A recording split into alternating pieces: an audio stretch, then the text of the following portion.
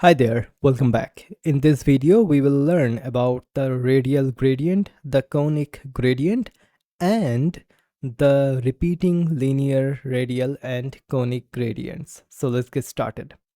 So here we have the linear gradient. Instead of that, what I can do the radial gradient, and then I can pass two colors, something like red, comma, blue. Okay. Hit save and go to the browser, and as you can see, here is our radial gradient.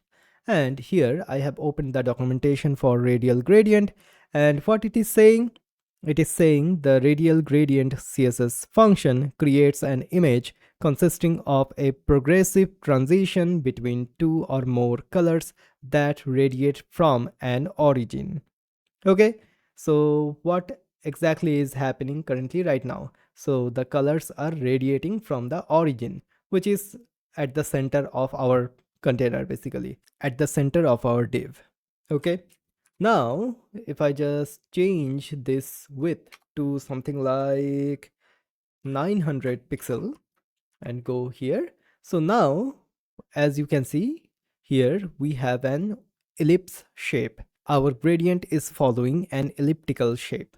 But if you don't like this and you just want a circle, then what you can do, you can just say inside of this parenthesis, you can specify like, hey, I want a circle.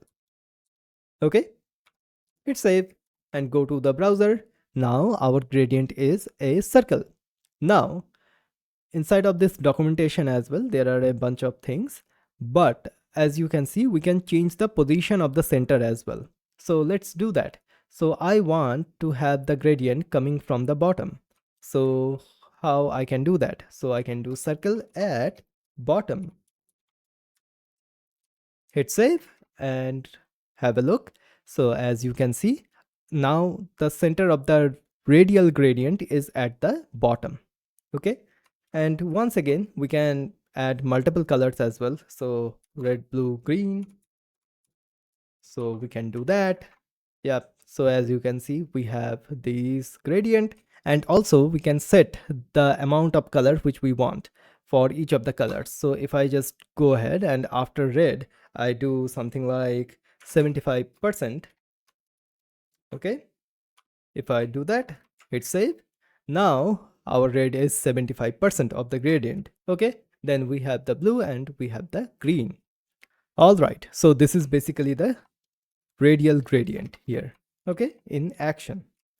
Now let's talk about conic gradients. So I have opened the documentation, and here as you can see, here is the conic gradient here.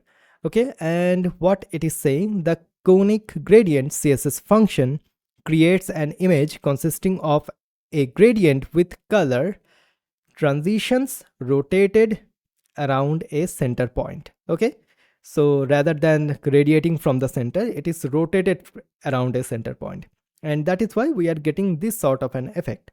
So I'll just copy this one, this particular conic gradient. Okay, so just go ahead here and then background image, and I can set it to that particular conic gradient. So conic gradient, then red, orange, yellow, green, and blue. Okay, hit save and go to the browser. As you can see, we are having the conic gradient. Now, as you can see, we are having a pretty harsh line here, right? This line is quite harsh. To make this line a little bit less harsh, what we can do basically, we can start and end at the same color. So we are starting from the red, and then after this blue, I can just do red once again. So if I just do that, then as you can see, our harsh line which we had is now gone, and we have a smooth transition between all of the colors. So this is basically the conic gradient.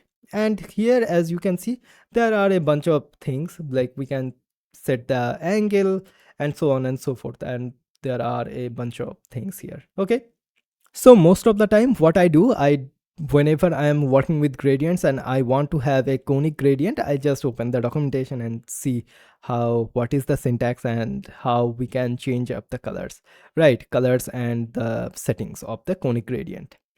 Then what we have the repeating gradients as well.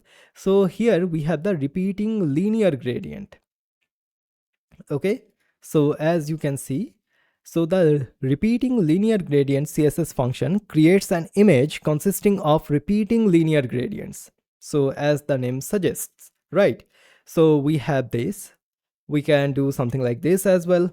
So I'll just copy this particular one, okay, and paste it down here. So I'll just do this, and I'll just, instead of the conic gradient, I will have the repeating linear gradient. Okay, hit save, and if I just go ahead right now here, as you can see, we are having the repeating linear gradients, and you can use the repeating linear gradients and the repeating gradients in general to create some beautiful effects, right? So there are a bunch of things here. As you can see, we can create something like a zebra crossing, something like that, something like this, and so on and so forth. So there are a bunch of examples in the documentation. Then we have the repeating radial gradient as well. As you can see, it creates the repeated radial gradients, and here it is currently right now.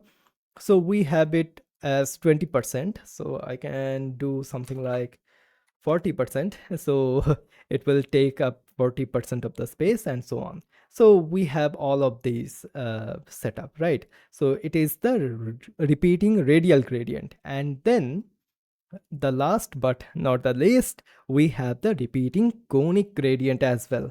So as you can see, there is a beautiful effect going on here as well. If suddenly you want to use that, you can use repeating conic gradient as well.